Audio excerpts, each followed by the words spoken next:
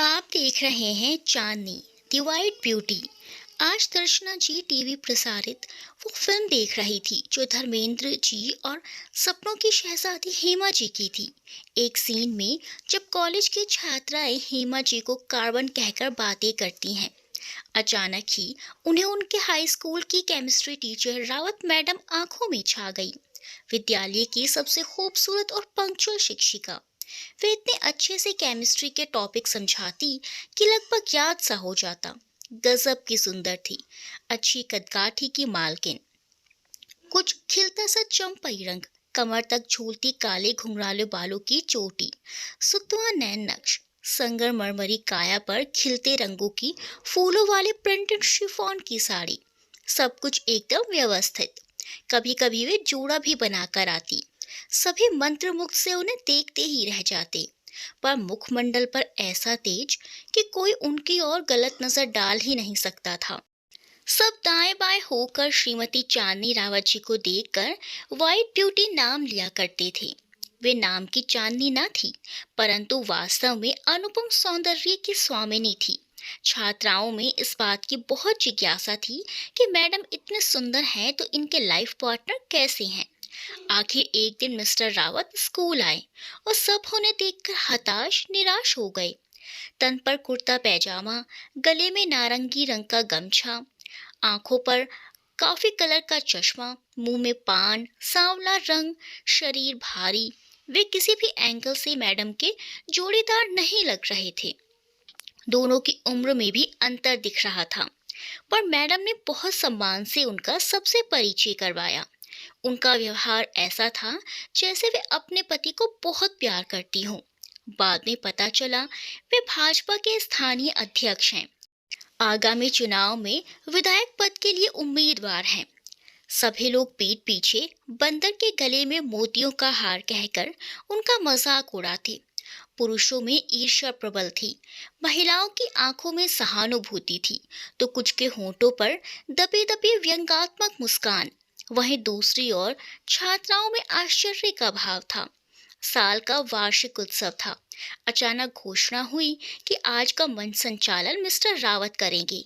यह सुनकर सब चकित थे। मिस्टर रावत मंच पर आए और बहुत ही धुआंधार तरीके से अपना संबोधन शुरू किया। भले ही मिस्टर रावत चांदनी मैम के टक्कर के नहीं थे, परंतु उनकी पर्सनैलिटी कॉन्फिडेंस से भरपूर थी और वह काफी पढ़े लिखे जान पड़ते थे। उन्होंने मंच पर आकर जब बोलना शुरू किया तो सब हैरानी से बड़ी बड़ी आंखों से उन्हें देखते ही रह गए। मैं जानता हूँ कि आप लोगों के मन में बहुत उत्सुकता है कि आज यहाँ मैं क्यों आया हूँ।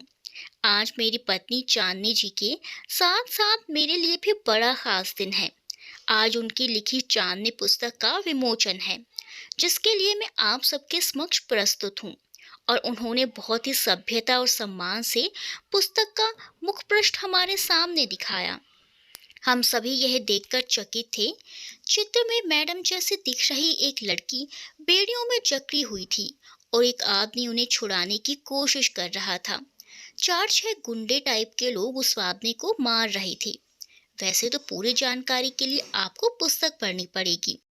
तभी उनके पास एक आदमी आया, उन्हें अलग ले जाकर कुछ कहा और मिस्टर रावत सबसे माफी मांगते हुए बोले, माफी चाहूंगा, मेरे मित्र का एक्सीडेंट हो गया है, मुझे तुरंत जाना होगा। और वे चले गए और छोड़ गए अपने पीछे ढेरों सवाल।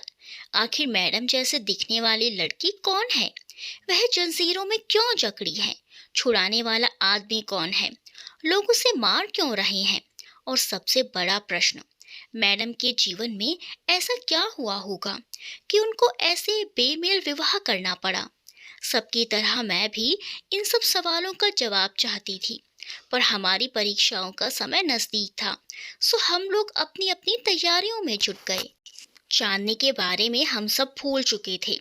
परीक्षा के बाद हम सब सहेलियों ने पिकनिक का प्लान बनाया, पर तब मोबाइल का जमाना तो था नहीं। एक दूसरे से संपर्क का साधन या तो पत्र होते थे, लेकिन उसे भी गंतव्य तक पहुंचाने के लिए या तो बच्चों का सहारा था या फिर डाक। खैर तय ये हुआ कि हम सभी पहले स्कूल में मिलते हैं, फिर वहीं तय करेंगे। हमें स्कूल लाइब्रेरी में किताबें भी जमा करनी थी। हम मिले, खूब हंसी मजाक भी हुआ। लाइब्रेरी में टेबल पर वही मुख पृष्ठ वाली चांदनी बुक पड़ी थी।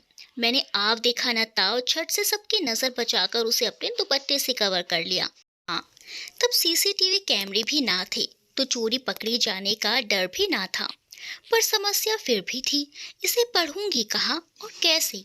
घर में बहुत कड़ा अनुशासन था, कोई फिल्म भी हम देखने नहीं जा सकते थे। पहले उसे माँ पिताजी या बड़े भाई देखते, वे हमें परमिशन देते तो हमें ले जाया जाता। किताबें भी शिक्षाप्रद ही पढ़ने दी जाती। उस समय की सरिता, मुक्ता, धर्मयुग, इंडिया टुडे या फिर बच्चों वाली बुक चंपक, नंदन, बाल पॉकेट बुक, मनोरमा, गृह शोभा, भले ही महिलाओं वाली किताबें थी, पर हमें पढ़ने की इजाजत नहीं थी। एक बार दीदी ने मनोहर कहानियां पढ़ ली, फिर घर में माँ पिताजी, बड़े भैया, बड़ी दीदी सबने उनकी वो खिंचाई की कि आइंदा उन्होंने किताब की तरफ देखा तक नहीं। अब मुझे पुस्तक पढ़ने की इतनी उत्सुकता थी कि उसके आगे पिकनिक प्लान भी फीका लगने लगा। हमने तय किया कि हम सब पुरानी गढ़ी जाएंगे। वहां जाने की अनुमति भी सभी के घरों से मिल गई। मैंने सोचा चलो अच्छा है, वहां पुस्तक पढ़ने का मौका भी मिल सकता है। उस किताब से जो मैंने जाना उसका सारांश प्रस्तुत है। चांदनी मैडम एक बहुत बड़े जमींदार परिवार से थी। जब वे 13 साल की थी, उनकी सौंदर्य छटा बिखरना शुरू हो गई। एक अन्य रईस परिवार से उनके परिवार के दुश्मनी थी। इसी के चलते एक दिन उस रईस परिवार के पाले 6 गुंडे, 4 लठैतों ने जमींदार साहब को सबक सिखाने के लिए चांदनी जी का अपहरण कर लिया। उन गुंडों में से 2 ने उनके साथ बदसलूकी करने की कोशिश की, पर उनमें से एक ने इस हरकत का विरोध किया। उसका नाम बच्चा पहलवान था। उसका शरीर बड़ा फौलादी था, वह लठेत था। बच्चा पहलवान ने सबको खबरदार करते हुए कहा, ठाकुर साहब ने सिर्फ लड़की को उठाने को कहा है, किसी की इज्जत खराब करना ठीक नहीं है। फिर ये तो छोटी बच्ची है। ठीक है, तेरे लिए बच्ची होगी, तो साले नामर्द की तरह किनारे बैठ। हम तो इस कच्ची कली को आज फूल बना के ही रहेंगे। अकेला बच्चा पहलवान और वो 5 गुंडे, बाकी के 4 तो अपहरण के बाद शराब पीकर बेसुध पड़े थे। उन्हें कुछ पता ही नहीं कि यहाँ क्या हो रहा है। बहुत घमासान हुआ। बच्चा पहलवान की पहलवानी काम आई। आखिर में एक गुंडे ने चांदनी जी को दबोच लिया और उस पर सवार होने को था कि बच्चा पहलवान ने चांदनी जी को बचाने में एक बड़ा पत्थर उसके ऊपर दे पटका। खून की धारा बहती देख चांदनी जी बेहोश हो गई। बच्चा पहलवान ने फुर्ती से उन्हें अपने कंधे पर डाला और भाग खड़ा हुआ। पीछे से हल्ला सुनाई दिया, अरे बच्चा ने सरजू मार डाला। पर बच्चा ने पीछे मुड़कर नहीं देखा। उसे लगा कि उससे गुंडे का खून हो गया। वह गुंडा सरजू मरा या जिंदा है, यह देखने का भी तो समय नहीं था, ना ही अवसर। लोग उसका पीछा कर रहे थे। बच्चा पहलवान चांदनी जी को लेकर भागा। वह उन्हें किसी सुरक्षित स्थान पर पहुंचाना चाहता था, पर तब तक बाकी के गुंडे भी आ गए। परिस्थिति विकट हो गई। बहुत मुश्किल से वह बीहड़ों में छुपता छुपाता 2 दिन बाद चांदनी जी को लेकर उनकी हवेली पहुंचा। समिताज साहब को सारी बात बताई, पर उन्होंने ये कहकर कि वे कैसे यकीन करें कि उसने चांदनी जी के साथ कुछ नहीं किया। आखिर तू भी तो दुश्मन का ही है, कारिंदा है तो इसे क्यों बचाएगा। चांदनी जी 2 दिनों तक मेरे साथ रही और चांदनी जी को भी हवेली में पाँव न रखने की हिदायत दे दी। चांदनी जी की माँ जी ने ममता का वास्ता देकर उन्हें मनाने की कोशिश की, तो उन्हें भी हवेली त्यागने को कह दिया। उनका मानना था कि अब यह लड़की हमारे परिवार की नहीं है। इसने 2 रातें नीचे जाति के आदमी के साथ गुजारी हैं। हमारा समाज इसे स्वीकार नहीं कर सकता। आखिर हमारी आन बान शान का सवाल है। और उन्होंने अपने लठेतों को बुलाकर ये भी कह दिया कि यदि 1 घंटे में ये दोनों यहाँ से ना जाएं तो इनकी हड्डियों का भी पता नहीं चलना चाहिए। अब और भी विकट परिस्थिति निर्मित हो गई। एक किशोरावस्था की राजकुमारी जो अप्सरा को भी मात देती हो, ऐसी रूपवती को कहाँ ले जाए जहाँ वह सुरक्षित रहे। उसकी आगे की पढ़ाई लिखाई का सवाल मुंह बाएं खड़ा था। पहलवान की आयु लगभग 30-32 वर्ष थी। वह स्वयं अल्प शिक्षित था, सिर्फ 8वीं पास। उसका दिमाग काम ही नहीं कर रहा था, पर कुछ तो करना पड़ेगा, वरना जमींदार साहब के कारिंदे जाने क्या करेंगे। आखिर पहलवान चांदनी जी को लेकर अपने गुरुजी के पास पहुंचा। उन्होंने उसे पहलवानी की शिक्षा दी थी। पहलवानी के दांव पेच के साथ साथ दुनियादारी का भी कुछ ज्ञान दिया था। कुछ अच्छे संस्कार भी दिए थे, जिसके कारण आज वह चांदनी जी को सम्मान वापस लाया था। उसने बिना किसी लाग लपेट के सारी बात उन्हें बता दी और उनसे मदद मांगी। गुरुजी, जिनका पूरा नाम था जोगेंद्र प्रताप सिंह, लोग उन्हें जेपी गुरु के नाम से ही जानते थे। वे शिक्षक होने के साथ साथ पहलवानी, ज्योतिष विद्या और आयुर्वेद के भी ज्ञाता थे। पहले उन्होंने दोनों का हुलिया ऐसा बदला कि उन्हें पहचानना मुश्किल था। करीब एक सप्ताह बाद वे दोनों को लेकर जयपुर पहुंचे। उन्होंने वहां एक विद्यालय में चांदनी जी का दाखिला कराया। तब बर्थ सर्टिफिकेट का होना अनिवार्य नहीं था। पिता का नाम लिखाते समय चांदनी जी को चक्कर आ गया और उस दिन दाखिले की प्रक्रिया अधूरी रह गई। बाद में चांदनी जी ने जेपी गुरुजी से कहा कि वे उनके पिता का नाम ना लिखाएं। गुरुजी ने बहुत समझाया, बेटा, आप उनकी संतान हैं, उनकी जायदाद के हकदार हैं। पिता का नाम ना होने से आप इसकी हकदार नहीं कहलाएंगी। नहीं गुरुजी, जिन्होंने बेटी होने का हक भी छीन लिया, ऐसी जायदाद हमारे किस काम की। अगर आपको आपत्ति ना हो तो हम आपकी बेटी बनना चाहेंगे। बेटा, हमारी उम्र तो देखिए, आप हमारी पोती हो सकती हैं, बेटी नहीं। आपकी गोदली संतान तो हो सकती हूँ। तभी बच्चा पहलवान बोल पड़े, हम आपके पिता बन सकते हैं, मगर हमारी जाति बहुत छोटी है। छोटा मुंह बड़ी बात। चांदी जी बोल पड़ी, पर आपकी उम्र तो अभी। पहलवान मुस्कुराया, हमारे यहाँ 18-20 साल में ही शादियाँ हो जाती हैं। मेरे साथियों के बच्चे आपकी उम्र के हैं। हमने शादी नहीं की, हमें पहलवानी करनी थी।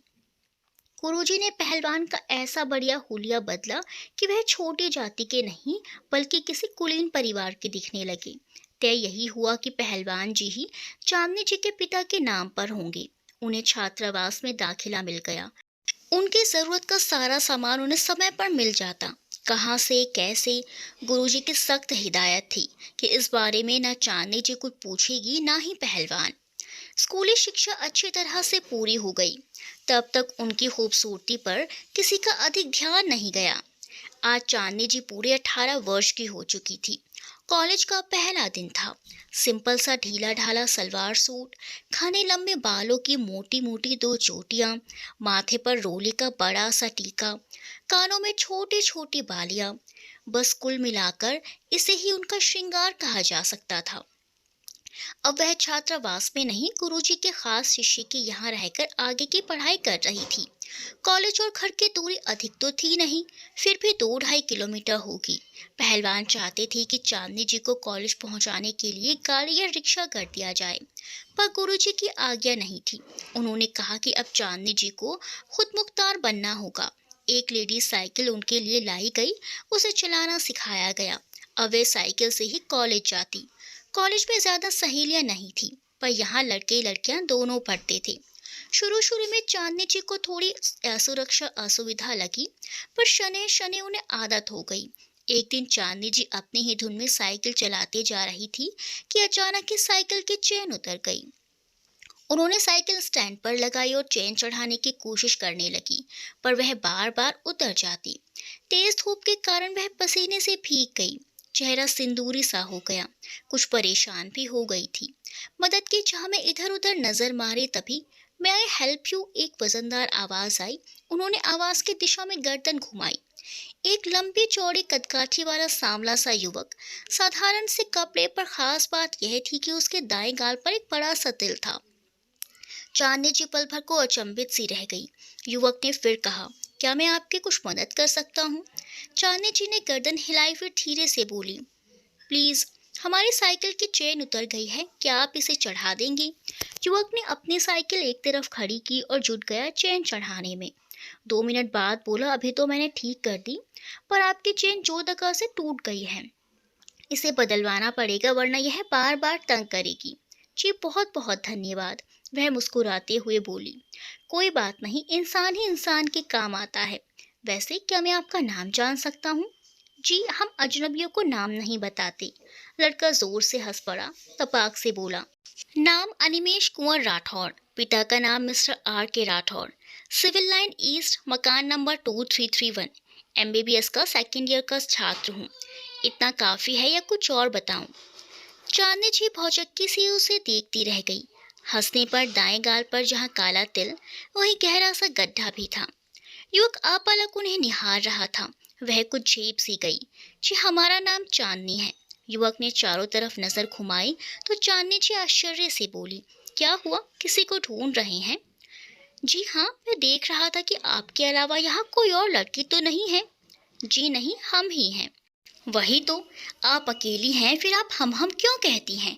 हिंदी व्याकरण कुछ कमजोर है क्या? जी हम हमेशा ऐसे ही बात करते हैं। हमें बचपन से ऐसे ही बोलना सिखाया गया है। चलती साइकिल पर है और रुतबा ऐसा दिखा रही है जैसे राज रजवाड़ों के खानदान की हो। युवक मन ही मन बड़बड़ाया। कुछ कहा आपने? नहीं। थोड़ी बात की फिर दोनों अपने अपने रास्ते हो लिए। कॉलेज में तात्कालिक वाद विवाद प्रतियोगिता थी। विषय था समुचित विकास के परिप्रेक्ष्य में अंग्रेजी आवश्यक है या नहीं। पक्ष में शिवांगी दुबे, जी बिल्कुल आवश्यक है। आवश्यक तो क्या, मैं कहूंगी कि भारत के समुचित विकास के लिए, एक करियर ओरिएंटेड के लिए, शहर के विकास के लिए अंग्रेजी को तो अनिवार्य विषय के तौर पर पढ़ाना जाना चाहिए। हमारे सिलेबस ही बताते हैं कि अंग्रेजी का समुचित ज्ञान अति आवश्यक है।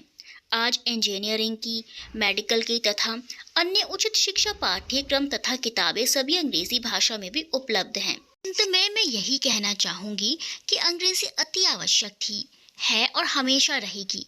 बस इतना ही कहकर मैं अपना स्थान ग्रहण करती हूँ।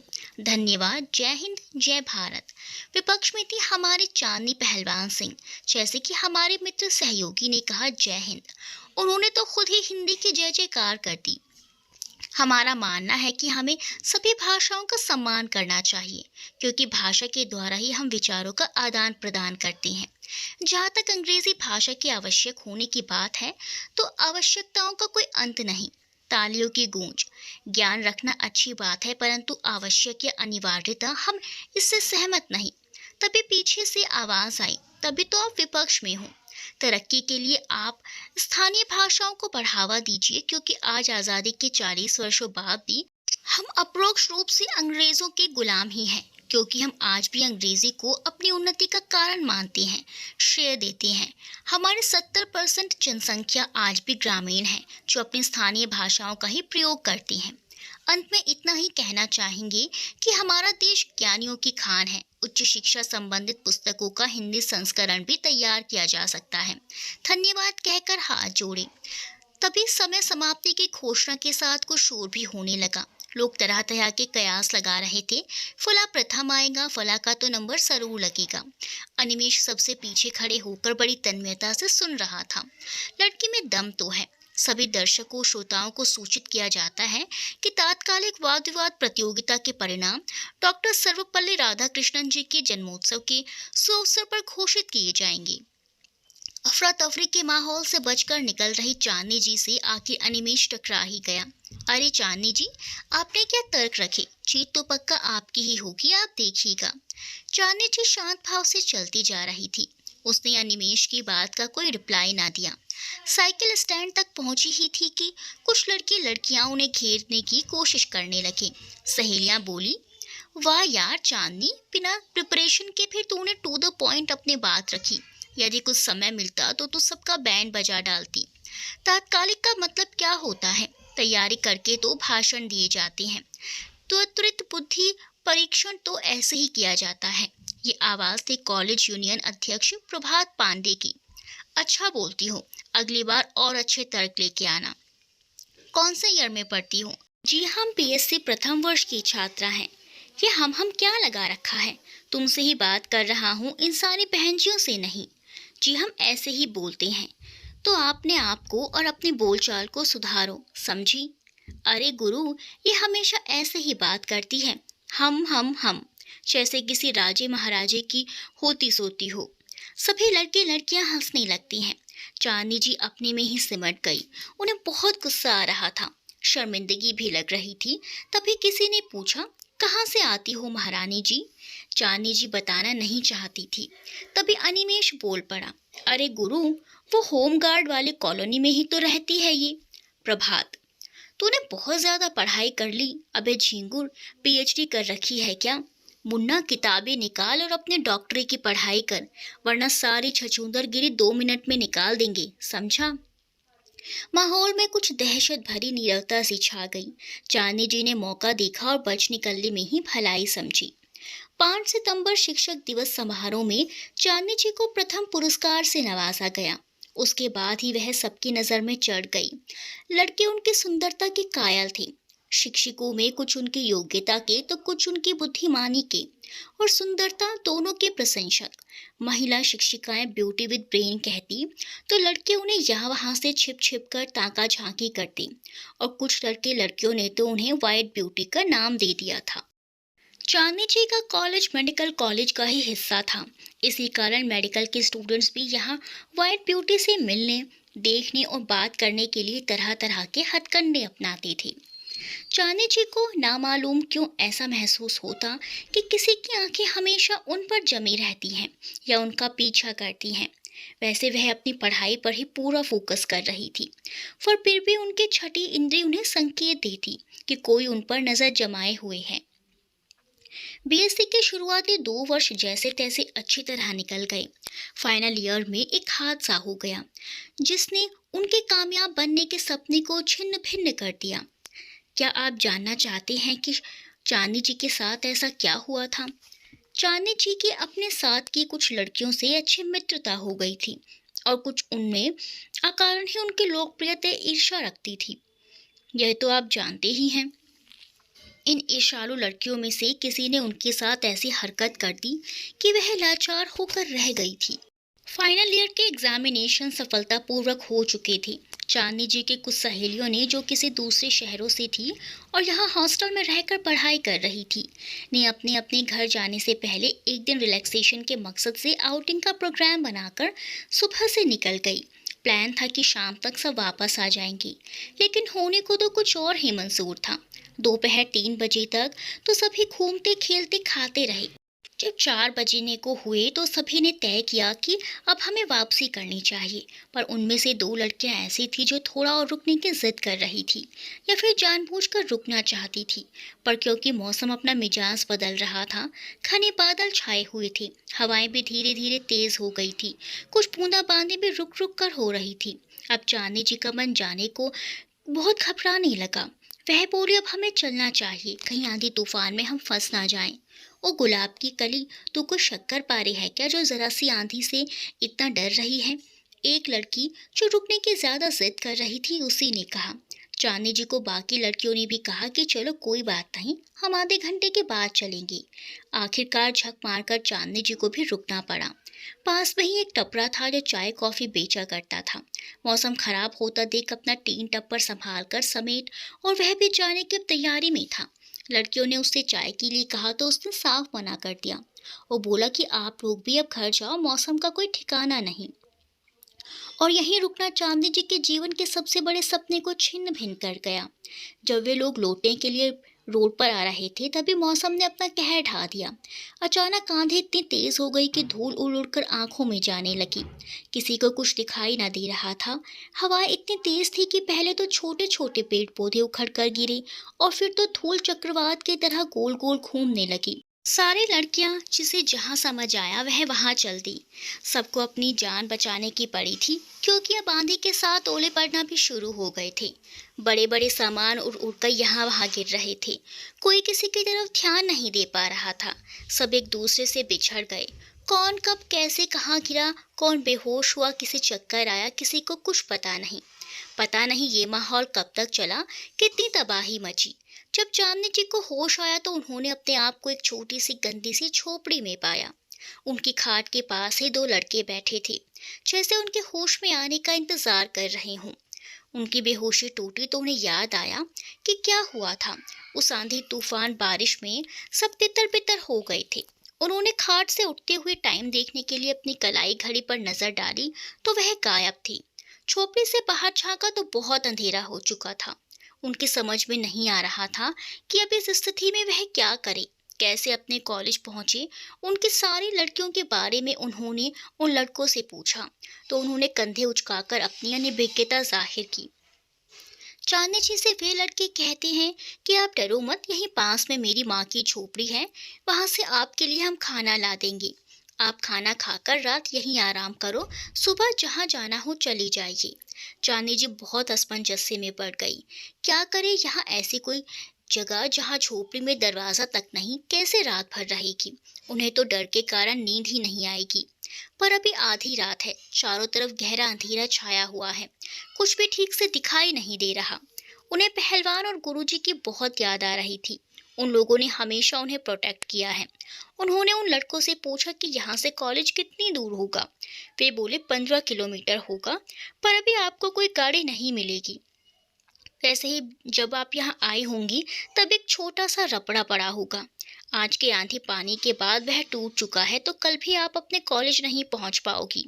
कोई रास्ता समझ नहीं आ रहा था, रात तो यहाँ गुजारनी ही पड़ेगी। थोड़ी देर में वे लड़के चांदनी जी के लिए खाना लेने गए, पर खाना लेकर एक औरत आई। उसने भी थोड़ी सी पूछताछ की और बोली, बाई साहब, आप तो खाना खाकर यहीं आराम करो, सुबह पता चलेगा कि आप शहर कैसे जा पाओगी। चांदनी जी ने उनसे कहा कि आप हमारे साथ रात यहीं सो सकती हैं, पर यह झोपड़ी हरिया की है, मैं यहाँ कैसे? तो फिर हमें भी अपनी झोपड़ी में ही ले चलिए। चांदनी जी ने कहा, हम यहाँ अकेले नहीं रह पाएंगे। फिर आप कह रही हैं कि ये झोपड़ी किसी हरिया की है, तो फिर यदि रात में वो आ गए तो? वह बोली, नहीं बाई साहब, वह तो दूसरे गांव गया है, वह तो 2 दिन बाद आएगा। अच्छा ठीक है, मैं कल्लू के बापू को खाना खिलाकर फिर आती हूँ, आप डरो मत। खैर किसी तरह वह रात उसने गंदी झोपड़ी की टूटी फूटी खाट के फटे पुराने बदबूदार बिस्तर पर बिताई। नींद आंखों से कोसों दूर थी। करवटें बदलते कब आंख लग गई उन्हें खुद पता ही नहीं चला। सुबह सूर्य की किरणें उनके चेहरे पर पड़ी और वह उठ बैठी। बाहर का नजारा देखकर तो उनकी सिट्टी पिट्टी गुम हो गई। झोपड़ी के बाहर करीब 10-12 लोग खड़े उन्हें ही देख रहे थे।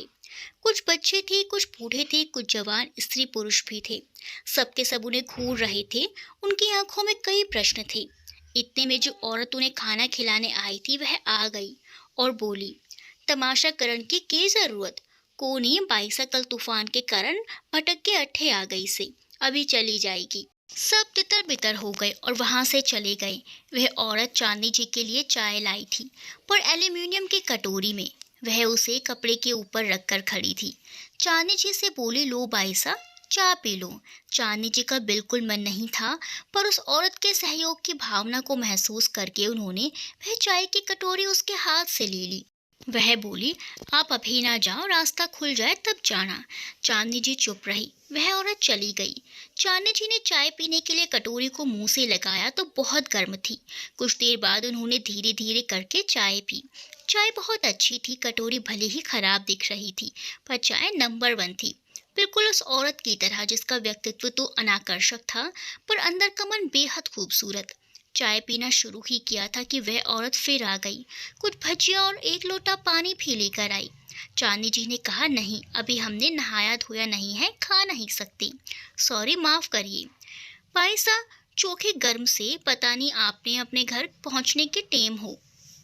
चांदनी जी बोली, नहीं प्लीज, मुझे भूख नहीं है, बस चाय ठीक है, और हाँ, चाय बहुत अच्छी बनाई है आपने, और मुस्कुरा दी। औरत जाने लगी, उसका चेहरा उतर गया था। चांदनी जी ने आगे बढ़कर उसके हाथ की थाली में रखे पकौड़े में से 2-4 उठा लिए और बोली, धन्यवाद। चांदनी जी ने चाय पकौड़े खाए और फिर अपने कपड़ों को झटक कर उन्हें थोड़ा ठीक करके चलने को हुई। कल के आंधी तूफान से जूझती हुई उनकी घड़ी और हैंडबैग सब कहाँ गिर गए थे उन्हें खुद नहीं पता। वह सोचती है कि वह अपने घर जाने के लिए क्या करेगी। कोई संगी साथी भी नहीं जिससे कुछ हेल्प ले पाती। बिना पैसे के वह अपने घर कैसे पहुंचेगी। खैर जैसे तैसे भी हो, उन्हें घर तो जाना ही है, जो होगा देखा जाएगा। सोचते हुए वह उस झोपड़ी को प्रणाम करती है। आखिर उसी में तो उसने सुरक्षित रात बिताई है। और वह बाहर निकलकर उस औरत से कहती है कि धन्यवाद, आपने मुझे यहाँ रखा, खिलाया पिलाया। अभी तो मेरे पास कुछ नहीं जो मैं आपको दे सकूं। मेरा पर्स कल कहीं गिर गया था। वह औरत कहती है, कोई नहीं बाई साहब। वह औरत चांदनी जी का 10 का नोट देते हुए बोली कि आप रख लो बाई साहब, आपके काम आएगा। चांदनी जी मना करती हैं, पर वह उसे जबरदस्ती दे देती है और चांदनी जी चल देती हैं। मेन रोड पर आते ही उन्हें उनके कॉलेज का निमेष मिल जाता है। कोई और समय होता तो शायद वह उससे बात भी नहीं करती, पर अभी उन्हें किसी से तो मदद लेनी ही पड़ेगी। वह भी उन्हें देखकर रुक जाता है। फिर वह उसी के साथ उनकी बाइक पर शहर जाने के लिए बैठ जाती है। रास्ते में वह बताता है कि उसके साथ की बाकी लड़कियां तो कल शाम ही पहुंच गई थी और पूछता है कि आप कहाँ थी। चांदनी जी बताती है कि वह आंधी तूफान के कारण रास्ता भटक गई थी, अंदर जंगल साइड पहुंच गई थी। काफी अंधेरा हो गया था तो रात एक झोपड़ी में बितानी पड़ी। अनिमेश कहता है पर आप कॉलेज में यह सब मत बताना, लोग बातें बनाएंगे और आपकी ही बदनामी होगी। मैं आपको सीधे आपके घर छोड़ देता हूँ। वह भी उसकी बात मान जाती है। शायद उसकी मती ही मारी गई थी जो उन्होंने अनिमेश पर भरोसा कर लिया। कुछ देर में वह घर पहुंच गई। जिनके यहाँ वह रहती थी उन्हें तो सब बताना ही पड़ा, पर उन लोगों ने कोई प्रतिक्रिया नहीं की। चांदनी जी फ्रेश हुई अपने बिस्तर पर लेट गई और कल का सारा घटनाक्रम उनकी आंखों के सामने घूमने लगा। और नींद पूरी न होने से उन्हें थकान सी लग रही थी। ना जाने कब उन्हें नींद आ गई। जब उनकी आंख खुली तो शाम के 4 बज गए थे। दूसरे दिन वह तैयार होकर कॉलेज गई, क्योंकि उन्हें कॉलेज की लाइब्रेरी की बुक्स वापस करके अपने कॉशन मनी वापस लेनी थी और भी कुछ बाकी काम थे। कॉलेज पहुंची तो उन्होंने देखा जगह जगह लड़के लड़कियां झुंड बनाकर उन्हें देखकर जाने क्या क्या बातें कर रहे थे। वह चुपचाप उनके पास से होते हुए आगे बढ़ी ही थी कि सुनाई दिया, यार हम में क्या कमी थी जो इन्हें वह छूकर अनिमेश ही पसंद आया। अरे क्या पता कहाँ कहाँ मुंह मार कर आई है, खूब मजे किए होंगे रात भर। क्यों? एक बार वह रुककर कुछ कहना ही चाहती थी कि एक आवाज आई, अबे अभी क्या बिगड़ा है, अब तो अपन भी ट्राई मार सकते हैं। हाँ यार, छीकुर बता रहा था कि ये तो किसी आदिवासी के साथ टुन्न थी। क्या? क्या? कई लड़कियों की आवाजें एक साथ आई। चांदी जी आगे बढ़ गई। ऑफिस में गई तो वहां भी सभी लोग उन्हें हिकारत भरी नजरों से घूर रहे थे। इतने में प्योन ने आकर कहा, प्रिंसिपल साहब ने आपको बुलाया है। चांदी जी ने सोचा शायद पहलवान जी को पता चल गया होगा कि वे आए होंगे मिलने। वह प्रिंसिपल सर के ऑफिस में गई, उन्हें टाइम विश किया। उन्होंने चांदनी जी के बैठने तक को नहीं कहा, ना ही उनके अभिवादन का कोई रिप्लाई दिया। एकदम सर्द लहजे में बोले, मिस चांदनी पहलवान, आप कल अपने पेरेंट्स को लेकर आइए। सर क्या बात है, कुछ बताएंगे? उन्होंने कहा, बात तो है इसीलिए उन्हें बुला रहे हैं, उन्हें ही बताएंगे। सर लोकल गार्जियन को या? चांदनी जी ने पूछा। नहीं, अपने रियल पेरेंट्स को लेकर आइए, अब आप जा सकती हैं, उन्होंने कहा। जी कहकर वह उनके रूम से निकल गई। घर जाते ही उन्होंने सबसे पहले बच्चा पहलवान को फोन लगाया। घर पर लैंडलाइन था, इसीलिए उन्होंने सिर्फ इतना ही कहा कि प्रिंसिपल सर ने आपको कल ही बुलाया है। उन्होंने भी कुछ नहीं पूछा सिवाय इसके कि भाई साहब तो ठीक हो, कोई चोट चपेट तो नहीं आई। भले ही बच्चा पहलवान उनके पालक पिता की जगह पर थे, पर वे उन्हें सिर्फ दूसरों के सामने ही बेटा कहते। अदरवाइज उनसे बात करते हुए वे हमेशा उन्हें भाई साहब से ही संबोधित करते थे। वह काफी कुछ तो समझ गई थी, पर उनकी समझ में ये नहीं आ रहा था कि अनिमेश ने उन्हें झोपड़ी में कब देख लिया, लोग इस बारे में बातें क्यों कर रहे थे। उन्होंने तो कुछ भी गलत नहीं किया, लेकिन फिर चांदनी जी इस बात से अनजान थी कि उनसे ईर्ष्या रखने वाली उन्हीं की एक क्लासमेट ने अनिमेश के साथ मिलकर उन्हें फंसाने और बदनाम करने की साजिश रची थी। यहाँ तक कि उनकी झूठी फोटो भी बनवाई थी। अगले दिन सुबह सुबह पहलवान जी पहुंच गए। बोले, चलिए आपका सर से मिलते हैं। क्यों बुलाया होगा? चांदनी जी ने रास्ते में उन्हें सारी घटना बिना किसी लाग लपेट के बता दी कि कॉलेज में स्टूडेंट्स क्या और कैसे बातें कर रहे थे। उन्होंने एकदम शांति से सब कुछ सुना, पर सिर्फ बोली इतना ही कि आप चिंता ना करिए, प्रिंसिपल सर के ऑफिस में। पहलवान जी और चांदनी अंदर गए। प्रिंसिपल ने चांदनी जी से कहा, आप अभी बाहर बैठिए, हम आपको बाद में बुलाते हैं। पर पहलवान ने उनसे कहा, जो आपको कहना है बेखौफ कहिए, ये यहीं रहेंगी, इनसे पहरेदारी की कोई ज़रूरत नहीं है। प्रिंसिपल बोले, पर हमें है, बात ही कुछ ऐसी है, प्लीज़ ठाकुर साहब, इट्स हम्बल रिक्वेस्ट। ओके, और वे चांदनी जी से बोले, आप चलिए हम आते हैं। प्रिंसिपल ने पहलवान से सारी बात बताई और फिर बोले, मैं माफ़ी चाहता हूँ, पर अब हम आपकी बेटी को अपने कॉलेज में नहीं पढ़ा सकते। पहलवान ने कहा, ऐसे कैसे आप उन्हें निकाल सकते हैं?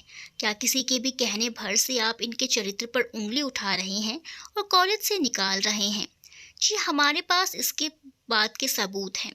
आप चाहती हैं कि चांदनी जी को और सबके सामने शर्मिंदगी उठानी पड़े तो ठीक है, कल कॉलेज के ट्रस्टी मेंबर की मीटिंग बुलाकर बात और साफ कर देती हैं। पहलवान ने एक क्षण सोचा और फिर बोले, बुलाइए मीटिंग। अगले दिन ट्रस्टी मेंबर्स की प्रिंसिपल के साथ मीटिंग होती है।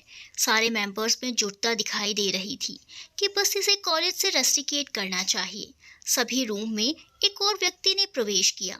अच्छा खासा ऊंचा कद, अच्छा हष्टपुष्ट शरीर, रंग सांवला, आंखों पर महंगा चश्मा, महंगा सूट, सिर पर घने बाल जो करीने से सजे थे। प्रभावशाली व्यक्तित्व, ये थे डॉक्टर रावत। सबने उन्हें मॉर्निंग कहा।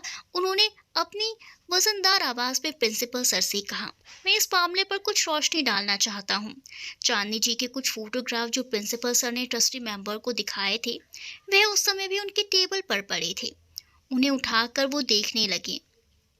प्रिंसिपल सर बोले, अच्छा है, आप खुद देख लीजिए। क्या ऐसी लड़की को कॉलेज में रखना चाहिए? जी देख रहा हूँ, और आपको भी कुछ बताना चाहता हूँ कि आजकल डिजिटल फोटोग्राफी से मिक्सिंग की जाती है। ये किसी स्टूडेंट की ही कारस्तानी लग रही है। बोलते हुए मिस्टर रावत, उन्होंने चांदनी जी से पूछा, आपने इन फोटो में जो कपड़े पहने हैं वो आपके पास होंगे? चांदनी जी ने तो इस तरह की अपनी फोटो पहली बार देखी थी। उन्होंने सर झुका लिया और बोली, जी नहीं। ओके, अब आप लोग ध्यान से इनकी गर्दन और फोटोग्राफ की लड़की की गर्दन देखिए, क्या अंतर है? प्रिंसिपल सर बोले, देखिए, हम मानते हैं कि जो आप कहना चाह रहे हैं वह सही हो सकता है, पर एक स्टूडेंट के कारण पूरे कॉलेज को बदनाम नहीं होने दे सकते। डॉक्टर रावत ने जोर देकर कहा, देखिए, आप इस तरह एक होनहार स्टूडेंट के भविष्य को समाप्त कर रहे हैं। पर खन्ना सर जो एक ट्रस्टी थे, उन्होंने कहा, नहीं डॉक्टर साहब, हम माफ़ी चाहेंगे। आप अपनी जगह सही हैं और शायद कोर्ट कचहरी में आप ये साबित भी कर देंगे, पर कॉलेज की इससे बहुत बदनामी होगी। चोरी यह मानती है कि चांदनी जी निर्दोष हो सकती है, पर जो बदनामी हो रही है उसका क्या? इसलिए उसे तो कॉलेज से निकालना ही पड़ेगा। कोर्ट कचहरी करने से कॉलेज की छवि खराब होगी। एक स्टूडेंट के कारण वे पूरे कॉलेज की छवि बिगाड़ना हम अफोर्ड नहीं कर सकते। इसीलिए चांदनी जी को कॉलेज से निकाल दिया जाता है। डॉक्टर रावत इस प्रकरण के कारण बहुत आहत होते हैं। वे अपना इस्तीफा देने को तैयार हो जाते हैं। कॉलेज में हड़कंप मच जाता है। ऐसा क्या है जो डॉक्टर रावत इस लड़की के पीछे अपना बना बनाया करियर स्पॉइल करने को तैयार हैं? मेन ट्रस्टी उन्हें समझाने की भी कोशिश करती हैं, पर वे नहीं मानते और उनका नाम भी चांदनी जी के आशिक के रूप में प्रचारित होने लगता है कि कोई राज की बात ज़रूर है। उनका और चांदनी जी का नाम बदनाम किया जा रहा था क्योंकि वे अभी तक अविवाहित थे। फिर अचानक उन्होंने पहलवान जी से चांदनी जी से शादी का प्रस्ताव रख दिया। पहलवान जी उन्हें कुछ समय सोचने के लिए देने को कहते हैं। पहलवान जी जेपी गुरु से इस बारे में बात करते हैं और वे चांदनी जी से पूछती हैं, क्या वह डॉक्टर साहब से शादी करने को तैयार हैं? दरअसल डॉक्टर साहब की उम्र में उनसे करीब 10-12 साल बड़े थे। चांदनी जी कहती हैं कि पहले डॉक्टर साहब को उनके जीवन की सच्चाई बता दीजिए। यदि फिर भी तैयार होती हैं तो वह इस शादी के लिए तैयार हैं। डॉक्टर रावत सब कुछ बहुत ध्यान से सुनते हैं और फिर कहते हैं, मुझे इनका अतीत जानकर कोई फ़र्क नहीं पड़ेगा, बल्कि मुझे फ़क्र है कि मुझे ऐसी हिम्मत वाली और स्वाभिमानी लड़की जीवन साथी के रूप में मिल रही है। मैं आपको वचन देता हूँ, इन्हें जीवन भर पूरे सम्मान और स्नेह से रखूँगा। पर पहले चांदनी जी से भी पूछिए। डॉक्टर साहब के परिवार को तो यह जानकर ही बहुत खुशी होती है कि देर से ही सही, पर वे शादी तो कर रहे हैं। वैसे भी उनके परिवार में उनकी माँ और एक भाई थे जो खुशी खुशी शादी में शामिल होने को तैयार थे और चांदनी जी को पूरी प्यार और सम्मान से अपने घर ले जाने को तैयार थे। चांदनी जी के जीवन में जो कुछ हुआ और हो रहा था उसे देखते हुए वे हाँ कर देती हैं और एक मंदिर में उन दोनों को विवाह के बंधन में बांध दिया जाता है और मिस चांदनी पहलवान सिंह से वह मिसेस चांदनी रावत बन जाती हैं। डॉक्टर साहब का इस्तीफा नामंजूर कर दिया जाता है, पर वे अपना ट्रांसफ़र करवा लेते हैं और इस तरह वह राजस्थान से मध्य प्रदेश निवासी बन गई। अखबारों के जरिए यहाँ भी बदनामी उनका पीछा नहीं छोड़ती, तो डॉक्टर साहब चांदनी जी को अपनी माँ और भाई के पास छोड़कर जिस लड़के अनिमेश ने यह सब कांड को अंजाम दिया था उसे सबक सिखाने एक बार फिर से जयपुर पहुंच जाते हैं और आखिर मुठभेड़ के दौरान उसकी हत्या हो जाती है। हालांकि डॉक्टर साहब का साफ सुथरा रिकॉर्ड देखते हुए तथा परिस्थिति जन्य घटना के कारण उन्हें बेनिफिट ऑफ डाउट के तहत 50,000 जुर्माना भरकर वे सजा से बरी हो जाती हैं। अब तक चांदनी जी को डॉक्टर साहब एमएससी करा चुके होते हैं और वे लोग भोपाल छोड़कर जबलपुर शिफ्ट हो जाते हैं। डॉक्टर साहब इसी कारण डॉक्टरी छोड़कर नेतागिरी में उतर आए और मैडम हमारे स्कूल में लोकप्रिय शिक्षिका बन गई थी। तो ये थी मिस चांदनी से मिसेस रावत बनने की कहानी। हमें हमारे सभी प्रश्नों का जवाब मिल चुका था कि क्यों उन्होंने डॉक्टर रावत से शादी की।